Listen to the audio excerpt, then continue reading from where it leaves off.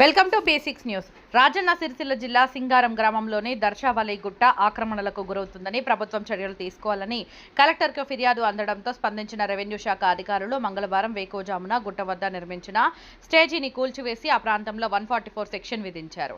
అయినప్పటికీ బీజేపీ నేతలు గుట్ట సందర్శనకు బయలుదేరడంతో ఉద్రిక్తత వాతావరణం నెలకొంది. విషయం తెలుసుకున్న బీజేపీ జిల్లా అధ్యక్షులు రెడ్డబోయిన గోపి ఆధ్వర్యంలో పెద్ద ఎత్తున బీజేపీ నాయకులు సంఘటన స్థలానికి వెళ్లేందుకు ప్రయత్నించగా సింగారం గ్రామస్తులు కొందరు బీజేపీ నాయకులు గ్రామంలోకి రావద్దని ఆందోళనకు దిగారు. బీజేపీ నాయకులను పోలీసులు ఎక్కడికి అక్కడ నిర్బంధించి ఎల్లారెడ్డిపేట పోలీస్ స్టేషన్కు తరలించారు. సుమారు 40 ఎకరాల స్థలం కబ్జాకు గురవుతుందని, గుట్టపై ఉన్న అక్రమ నిర్మాణాలను పూర్తిగా తొలగించాలని బీజేపీ నాయకులు డిమాండ్ చేశారు.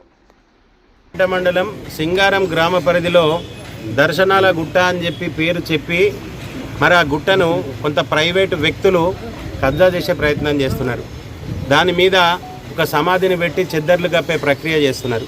మరి ఆ 40 ఎకరాల భూమి రెవెన్యూ భూమా, ఫారెస్ట్ భూమా అని చెప్పే పరిస్థితులు ఎవరు లేరు. ఈరోజు గత 10-15 సంవత్సరాల నుండి అక్కడ అభివృద్ధి పేరు మీద రోడ్లు వస్తున్నారు, బ్లాస్టింగ్లు చేస్తున్నారు, అక్కడ నిర్మాణాలు, పర్మనెంట్ నిర్మాణాలు జరుగుతున్నాయి.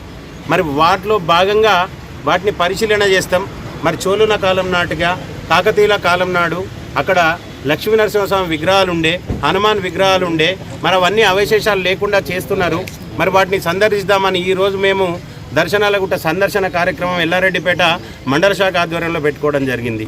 అందులో భాగంగా మండల పార్టీకి సంబంధించిన వ్యక్తులు ఏదైతే సింగారం గ్రామం చేరుకునే క్రమంలో పోలీసులు వాళ్ళని పోకుండా అడ్డుకొని 144 సెక్షన్ ఉన్నదని చెప్పి అరెస్ట్ చేసి తీసుకోవడం రావడం జరిగింది. అందులో భాగంగా సింగారం మాజీ సర్పంచ్ ఏం పేరు ఆయన పేరు మల్లేశం అనే వ్యక్తి భారతీయ జనతా పార్టీ కార్యకర్తల నాయకులను అందరినీ నరికేస్తా అని చెప్తున్నారు. ఆ వీడియో కూడా మా దగ్గర ఉన్నది.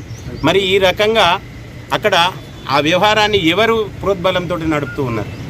నిన్నగాక మొన్న 10-15 వేల మందితో అక్కడ పెద్ద కార్యక్రమం జరిగింది. ఆనాడు లేని 144 సెక్షన్ ఈనాడు ఎందుకు వచ్చింది అని అడుగుతున్నాం. మరి ఇక్కడ ఉన్న శాసనసభ్యులు నిన్నగాక మొన్న అక్కడ దర్గాకు పోయి చెద్దరు కప్పొచ్చింది. మరి ఈరోజు పొద్దున ఒక నిర్మాణాన్ని కూల్చడమని చెప్తున్నారు రెవెన్యూ శాఖ వాళ్ళు. మరి ఈరోజు ఒక నిర్మాణాన్ని కూల్చి సంతృప్తి పరిచే ప్రక్రియ చేసే విధంగా వాళ్ళు కనబడుతున్నారు.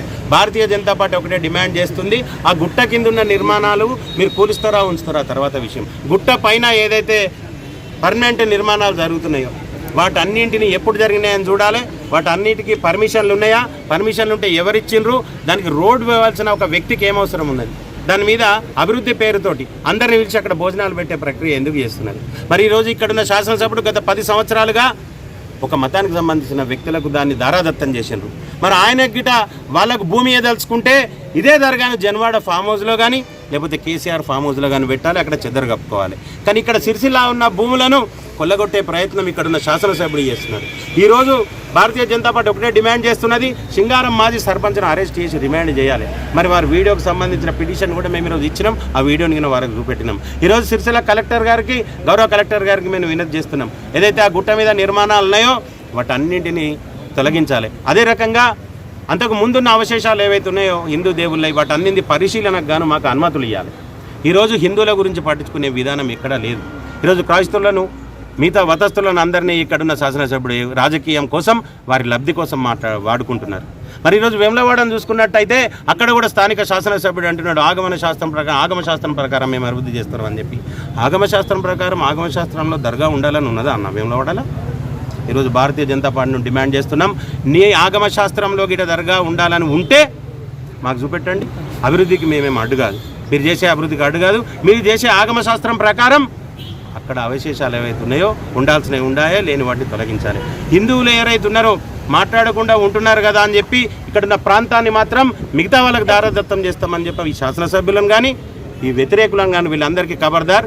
భారతీయ జనతా పార్టీ హిందువుల మనోభావాలకు అనుగుణంగా బయలుదేరుతుంది. ఏదైతే ఈ దర్శనాల గుట్ట ఉందో తప్పకుండా దాని మీద లక్ష్మీనరసింహస్వామి వారి గుడిని నిర్మాణం చేసేందుకు మేము అందరం ఇక్కడ కంకణబద్ధులై ఉన్నామని తెలియజేస్తున్నాం. భారత్